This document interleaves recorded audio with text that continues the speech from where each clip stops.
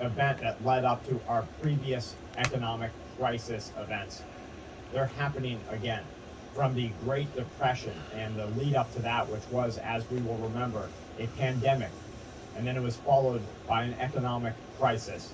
That's the Great Depression.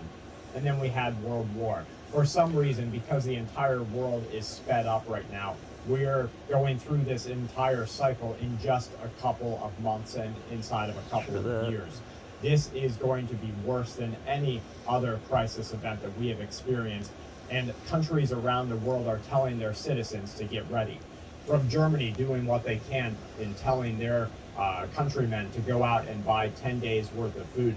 You have China, who already warned their citizens to go out and get a year's worth of food. We're just a couple of months to years past when Russia told all of their citizens to go buy a year's worth of food. And now the supply chain, the crisis is so deep that if America was to go tell every American citizen to go buy a year's worth of food, or even to just go buy 10 days worth of food, you would see empty shelves immediately across the entire United States of America. Countries don't know what to do. Those in power and control are going to do everything that they can to hold on to that power and control, and even to gain a little bit more as the weaker chaff are sifted from the wheat. The BOE, the Bank of England, is saying that I see a case for a further rise in bank rates depending on how the economy evolves. The first batch of oil to be returned to strategic reserves in the United States of America will not happen until after fiscal year 2023, depending on market conditions. That's according to U.S. sources. Russia's ambassador to the U.S. says that NATO isn't taking the threat of nuclear war seriously enough, and there will be no winners if or when this happens.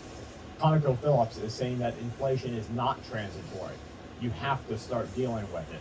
Economists are warning that there are two major sessions, single days in the past 25 years when the S&P 500 futures were down 3% and 10-year Treasury futures were down 1%.